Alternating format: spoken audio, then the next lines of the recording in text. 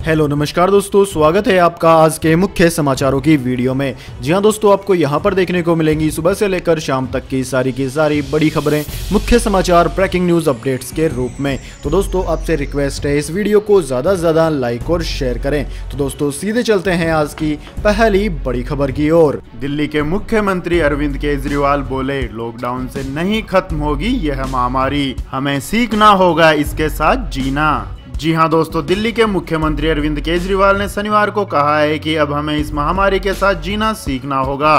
केजरीवाल ने कहा है कि पूरी दुनिया के अंदर यह महामारी फैल गई है। यह महामारी हमारे देश में बाहर से आई है। किसी भी व्यक्ति विशेष को इसका दोषी बताना गलत होगा। उन्होंने कहा कि ऐसा कभी नहीं होगा कि इस महामारी का एक भी केस आगे ना आए। इसके अलावा दोस्तों अरविंद केजरीवाल ने पूरी दिल्ली को रेड जोन बनाए जाने पर भी ऐतराज जताया है। उन्होंने कहा है कि अर्थव्यवस्था को फिर से पटरी पर लाने के लिए केंद्र सरकार को इस पर फिर से विचार करना चाहिए। उन्होंने कहा है कि इस महामारी के खिलाफ लड़ाई में हमें केंद्र सरकार से पूरा सहयोग मिल रहा है, लेकिन केंद्र सरकार को पूरी दिल्ली को रेड जोन घोषित करने के बजाय कंटेनमेंट जोन को रेड जोन घोषित करना चाहिए था। इसके बाद दोस्तों जानते हैं अगली बड़ी खबर। प्रधानमंत्री नरेंद्र मोदी ने की वित्त मंत्री के साथ अहम बैठक, जल्द हो सकती है दूसरे राहत पैकेज की घोषणा।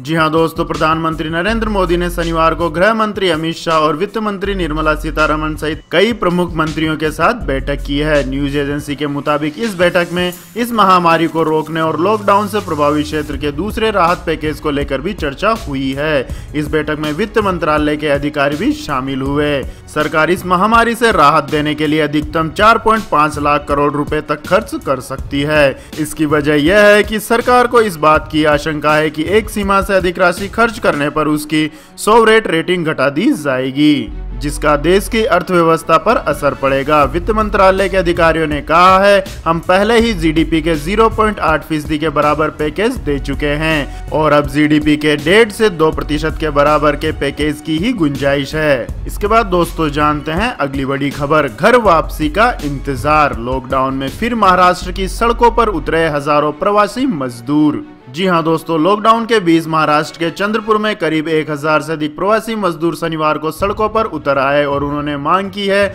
उन्हें उनके घर वापस भेजने की व्यवस्था की जाए। इसमें से ज्यादातर भारत के उत्तरी हिस्सों के रहने वाले हैं। पुलिस के एक अधिकारी ने बताया कि यह घटना जिला के बिल्लालपुर में सुबह करीब 9:30 बजे हुई। उन्होंने बताया कि 1000 से अधिक प्रवासी श्रमिक, इसमें से अधिकतर सरकारी मेडिकल कॉलेज के एक निर्माण स्थल में रह रहे थे, सड़कों पर उतर आए और मांग कि उन्हें गृह राज्यों में उनकी वापसी के लिए प्रबंध किया जाए। इसके बाद दोस्तों रुक करते हैं अगली बड़ी खबर का। कांग्रेस का सरकार पर बड़ा हमला, कहा लॉकडाउन से बाहर निकलने का बताएं तरीका। जी हां दोस्तों, इस महामारी को फैलने से रोकने के लिए लगाए गए लॉकडाउन 3 के बाद अब कांग्रेस ने सरकार पर हमला बोला है।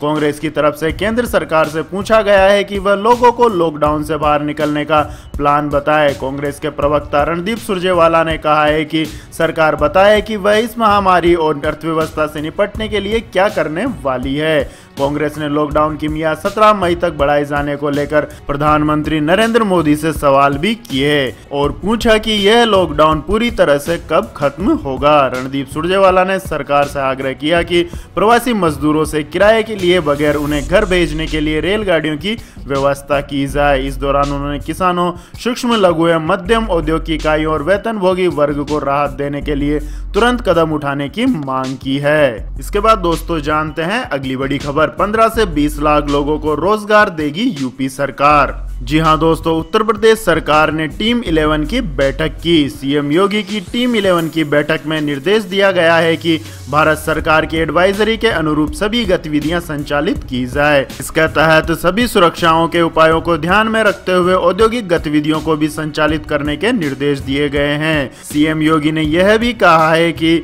लॉकडाउन में संभावनाओं को तलाशना जरूरी है और इसके लिए लॉकडाउन के बाद प्रदेश में निवेश को एक नया आयाम देने के लिए कार्य योजना तैयार की जाए। इसमें 15 से 20 लाख लोगों को रोजगार देने के लिए वृहद कार्य योजना तैयार करने का आदेश भी दिया गया है। तो दोस्तों योगी जी के इस कदम के बारे में आपकी क्या राय है, कमेंट करके जरूर बताएं। इसके बाद दोस्तों जानते हैं अगली बड़ी खबर। सिंचाई घोटाले में फिर फंसे महाराष्ट्र के उप मुख्यमंत्री अजित पवार। जी हां दोस्तों, सिंचाई घोटाले को लेकर एक बार फिर महाराष्ट्र के उप मुख्यमंत्री अजित पवार परेशानी में पड़ गए हैं। प्रवर्तन निर्देशालय ने विदर्भ सिंचाई विभाग निगम द्वारा सिंचाई अनुबंधों को प्रदान करने में संदिग्ध अनियमितताओं को लेकर मनी लॉन्ड्रिंग की जांच शुरू कर दी है। आपकी जानकारी के लिए बता दें दोस्तों, महाराष्ट्र की भ्रष्टाचार निरोधक ब्यूरो ACB ने बीते साल दिसंबर में विदर्भ सिंचाई विकास निगम के तहत 12 परियोजनाओं से जुड़ी कथित अनियमितताओं के संबंध में उप मुख्यमंत्री अजित पवार को क्लीन चिट दे दी थी।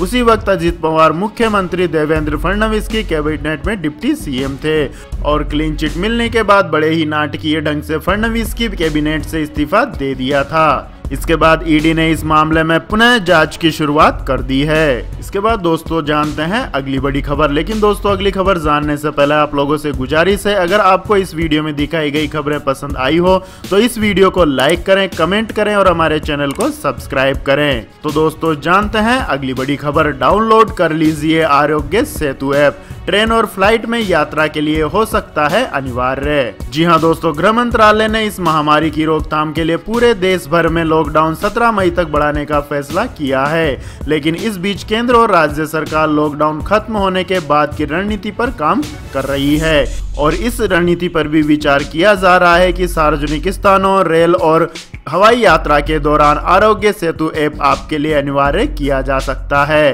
तो दोस्तों अगर आपने अभी तक आरोग्य सेतु ऐप को अपने मोबाइल में डाउनलोड नहीं किया है तो असुविधा से बचने के लिए तुरंत डाउनलोड कर लें। इसके बाद दोस्तों रुक करते हैं अगली बड़ी खबर का। शहर छोड़कर गांव गए मजदूरों को मनरेगा के तहत मिला काम, मजदूरी भी पहले से ज्यादा मिली। जी हां दोस्तों, इस महामारी को फैलने से रोकने के लिए देश भर में लागू किए गए लॉकडाउन के कारण जहां बड़े पैमाने पर मजदूर शहरों को छोड़कर वापस अपने अपने गांव चले गए हैं, वहीं राहत की बात यह है कि उन्हें गांव में मनरेगा के तहत काम भी मिल रहा है। इतना ही नहीं, मजदूरों को पहले से ज्यादा मजदूरी भी दी जा रही है।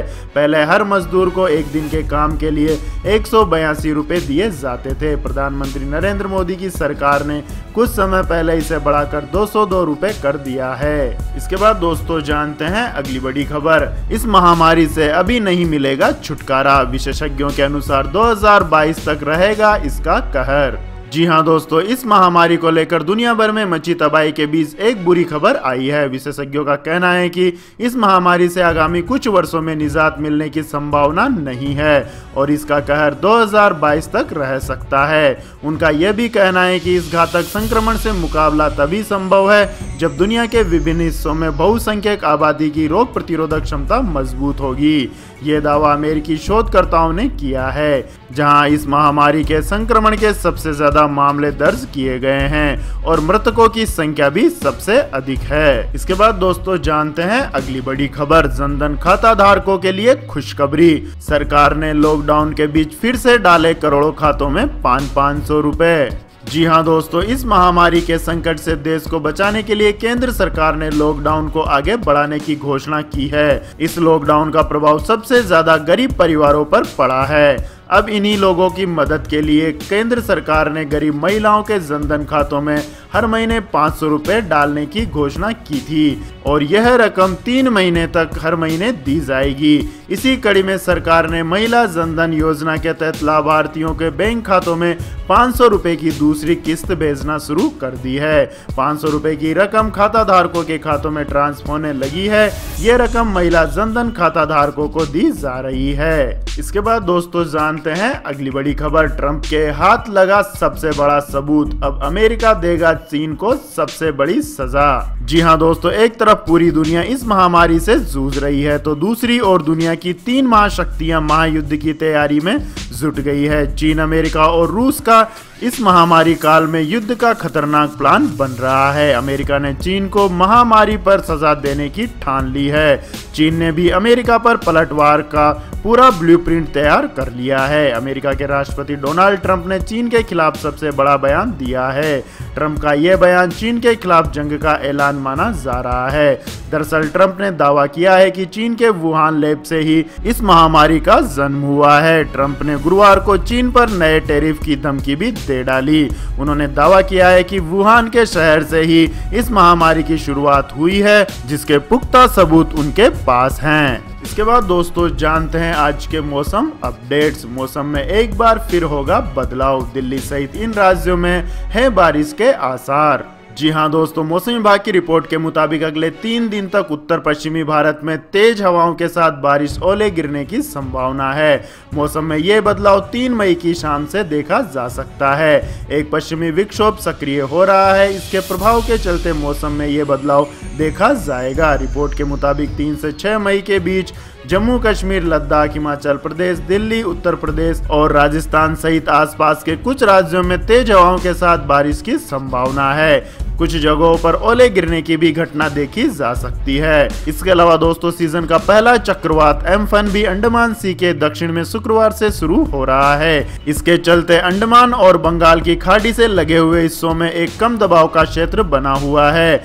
अगले 48 घंटों में इसका प्रभाव देखा जाएगा। इस सिस्टम के प्रभाव के चलते 5 मई से अंडमान सी और उससे लगे बंगाल की खाड़ी के इलाकों सहित अंडमान और निकोबार में अच्छी बारिश होने की संभावना है। मौसम में बदलाव को देखते हुए मछुआरों को बंगाल की खाड़ी और आसपास के इलाकों में समुद्र से दूर रहने की सलाह दी गई है। इसके बाद दोस्तों जानते हैं अगली बड़ी खबर। पाकिस्तान ने माना देश में सुरक्षित नहीं है हिंदू और ईसाई। जी हां दोस्तों, पाकिस्तान आमतौर पर सभी अंतर्राष्ट्रीय मंचों पर अपने यहाँ अल्पसंख्यकों खासकर हिंदुओं और ईसाइयों पर होने वाले जुल्म और भेदभाव से इनकार करता रहा है। हालांकि पाकिस्तान मानवाधिकार आयोग की रिपोर्ट ने इमरान खान के इन सभी झूठों से पर्दा उठा दिया है। इस रिपोर्ट में कहा गया है कि 2019 मानवाधिकार के मामलों में काफी चिंताजनक रहा है और इस साल में अल्पसंख्यकों पर जुल्म भी बढ़े हैं। पाकिस्तान के मानवाधिकार आयोग ने अपनी सालाना रिपोर्ट में कहा है कि 2019 में इस महामारी के कारण कमजोरों और खासकर धार्मिक